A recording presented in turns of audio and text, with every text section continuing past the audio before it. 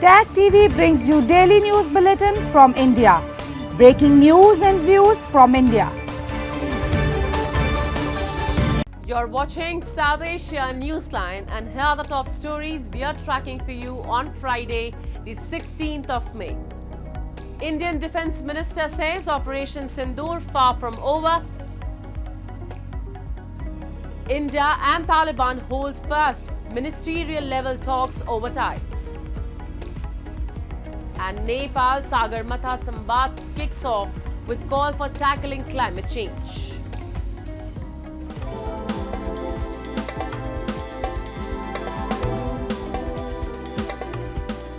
And now for all the details. As tensions looms between India and Pakistan, Indian Defence Minister Rajnath Singh has warned that terrorism will face harshest punishment.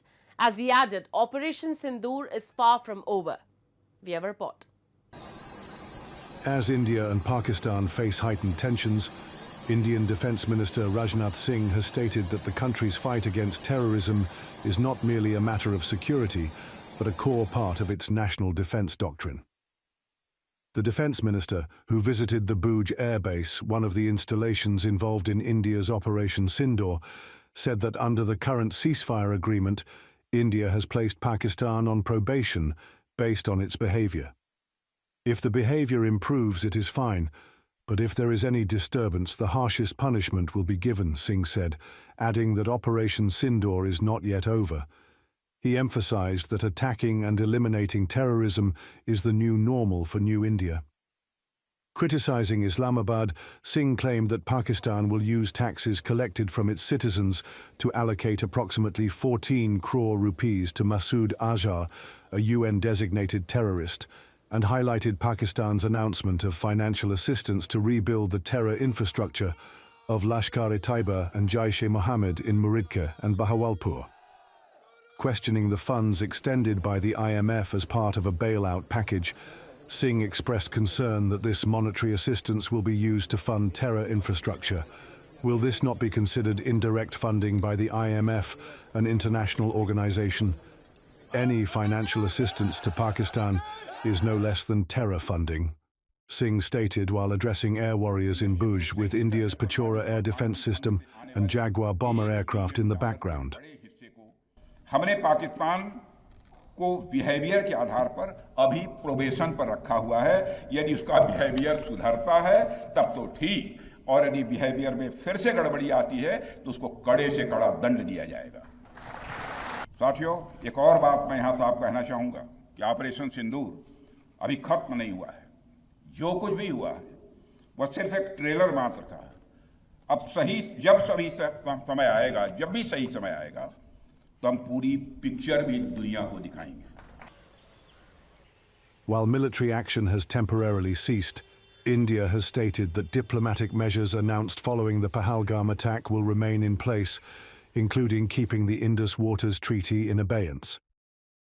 A Reuters report suggests that New Delhi is considering further reducing water supply to Pakistan through the Indus by developing new river projects. Citing sources, the report states that the Indian government has expedited planning and execution of projects on the Chenab, Jhelum, and Indus rivers, three bodies of water primarily designated for Pakistan's use under the treaty. One key plan under discussion involves doubling the length of the Ranbir Canal on the Chenab to 120 kilometers, which runs through India to Pakistan's agricultural powerhouse Punjab. Additionally, India is exploring projects that could reduce water flow into Pakistan from rivers allocated to that country, according to the Reuters report. While Pakistan has called the treaty's suspension unlawful, India has vowed to keep the agreement in abeyance until Pakistan credibly and irrevocably renounces support for cross-border terrorism. Indian Prime Minister Narendra Modi has declared, "Water and blood cannot flow together." As a semblance of normalcy slowly returns to border areas in Jammu and Kashmir, following the cessation of hostilities between India and Pakistan, locals from the first village along the line of control have begun returning to their homes. Poonj, located on India's Jammu and Kashmir border near the LOC, was the most affected after Pakistan resorted to shelling civilian populations in response to India's strikes on terror outfits across Pakistan and Pakistan-occupied Jammu and Kashmir. The shelling caused significant damage to homes and infrastructure, resulted in civilian casualties, and forced many to flee the border areas. Residents who have now returned to their village thanked the government for the understanding between India and Pakistan. A resident expressing gratitude to the Indian forces and government said that while the authorities provided everything for the residents' safety, people were scared due to the situation between the two countries. The entire village was left empty after the situation. We are back here in our village and there is peace again, he added. New Delhi and Islamabad agreed to a mutual understanding for the cessation of military hostilities earlier last week after 4 days of intense exchanges of fire. The agreement was extended to May 18th, according to an Indian Army statement. हमारी ये दरख्वास्त है कि दोनों ममालिक के रहनुमाओं से कि जंग का कोई मतलब नहीं, जंग से कोई मसला हल नहीं होता क्योंकि लोग मरते हैं। जो पीछे लोग बैठकर बातें करते हैं ना कि जंग होना चाहिए, वो नहीं होना चाहिए क्योंकि बॉर्डरों पे लोग मार रहे हैं। जो ये सीज फायर हुआ था तो बंद किया गया है, तो पहली बार ही ऐसा देखा है सर, क्योंकि इसमें सेफ्टी तो अपना को मिला था। ये मोर्चे वगैरह दिए थे गवर्नमेंट ने, सेफ्टी टैंक, इनमें भी सर बहुत डेंजर हुआ क्योंकि डर तो बहुत लगता था कि कब गोलाबारी होगा तो इसके बीच आएगा, बहुत हमें डर लगता था। Days after, India successfully destroyed 9 terror sites deep inside Pakistan and inflicted damage on several of its airfields. Pakistan's Foreign Minister Ishaq Dar called for a composite dialogue with India to resolve all contentious matter, according to Dawn. His statement comes after Pakistan and India agreed to a cessation of hostilities. While speaking in Pakistan's Senate, Ishaq Dar suggested that the political dialogue would ultimately have to take place to resolve the issues between the two nations. Dar stated, "We have told the world that we will hold a composite dialogue." In his address, he also shamelessly admitted to requesting the withdrawal of TRF, a Pakistan-based proxy of Lashkar-e-Taiba, in a UNSC statement issued in relation to the Pahalgam terror attack. He once again claimed Pakistan shot down Indian aircrafts but provided no evidence to sustain the claim. Meanwhile, rattled by India's demand to the IAEA for supervision of Pakistan's nuclear arsenal, Pakistan has raised objections on the remarks.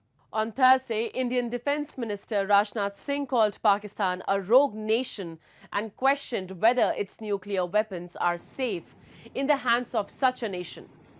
Raising objections to these remarks, Pakistan termed them irresponsible. In a threatening tone, Pakistan further stated that its conventional capabilities are adequate to deter India. Notably, this is not the first time Pakistan has repeatedly threatened to use its nuclear arsenal against India whenever the two nuclear-armed neighbors are on the brink of war. While India maintains a no-first-use policy, Pakistan has no such policy governing its nukes use. In a first, India's Foreign Minister S. Jaishankar held a telephonic conversation on Thursday evening with the Taliban's acting Foreign Minister Amir Khan Muttaqi. Taking to X, Jaishankar expressed appreciation for Muttaqi's strong condemnation of the Pahalgam terror attack. Slamming Pakistan's false narrative of an Indian missile targeting Afghanistan during Operation Sindoor, the Post stated that India welcomed the Taliban's firm rejection of recent attempts to create distrust between India and Afghanistan through false and baseless reports. The talks also emphasized the importance of enhancing economic ties, developing Chabahar port and facilitating visas for Afghan traders, and addressing the issue of Afghan prisoners in India, according to a statement from the Taliban's foreign ministry. Although India has not yet recognized the Taliban regime, officials from India's foreign ministry have engaged with Afghanistan's de facto authorities over the past few months. However, Thursday's talks mark the first high-level engagement involving top Indian leadership and the Taliban government.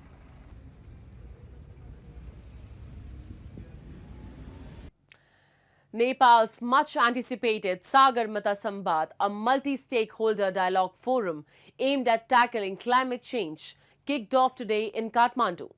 The three-day event, inaugurated by Prime Minister KP Sharma Oli, seeks to foster global cooperation under the theme Climate Change, Mountains and the Future of Humanity. In his opening address, PM Oli emphasized the critical need to protect mountain ecosystems and said, saving the mountains is synonymous with saving the earth, oceans and humanity as a whole. He highlighted Nepal's disproportionate vulnerability to climate impacts despite its minimal contribution to global emissions. Oli described the dialogue, named after Mount Everest in Nepali, as a platform for honest dialogue, knowledge sharing and collective action to address escalating environmental challenges. Foreign Minister Arzu Rana Dyoba echoed the urgency, declaring climate change a global threat that endangers humanity's future. The efforts of a single country are insufficient, she said, advocating for coordinated global action.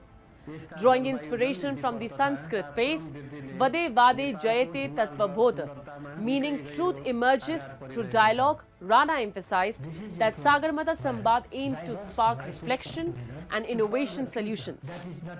Inspired from India's Raisina dialogue and Singapore's Shangri-La, the Nepal Sagarmatha Samvad's inaugural edition is expected to draw over 350 national and international delegates, including climate experts, policy makers and environmentalists. Over the next 2 days, 12 parallel sessions will explore themes such as climate adaptation, disaster risk reduction and sustainable green economies. The event will end with the adoption of the Kathmandu Declaration outlining collective climate commitments. Colombo on Thursday issued a strong condemnation of the recently unveiled Tamil genocide monument in Canada's Brampton, labeling the genocide allegations as unsubstantiated and pushing a false narrative for political gain. Summoning Canadian envoy to the island nation, Lankan Foreign Minister Vijitha Herath conveyed firm rejection of claims that the Sri Lankan military committed genocide during the final phase of the civil war against the liberation tigers of Tamil Eelam in 2009. A statement from Foreign Ministry said. Rejecting the narrative, the statement slammed Canada and said that the Ottawa itself had confirmed in 2021 in its finding genocide in Sri Lanka. The Tamil Genocide Monument, inaugurated on May 10th in Brampton, was spearheaded by the National Council of Canadian Tamils and supported by Brampton Mayor Patrick Brown. The 4.8-meter stainless steel structure, featuring a map of the Tamil homeland and 9 panels detailing alleged atrocities, has sparked significant controversy. Sri Lanka argues that the monument glorifies the Litte, designated as a terrorist organization by Canada since 2006, with the designation reaffirmed in June 2024. Lankan authorities have said construction of monuments based on fabrications not only mislead the public but also hinders Sri Lanka's genuine efforts towards reconciliation, national unity and lasting peace. They argue such developments are offensive to the Lanka-Canadian relations. That's all in tonight's edition. We will see you same time next week. Have a great weekend. Good night. Tag TV brings you daily news bulletin from India. Breaking news and views from India.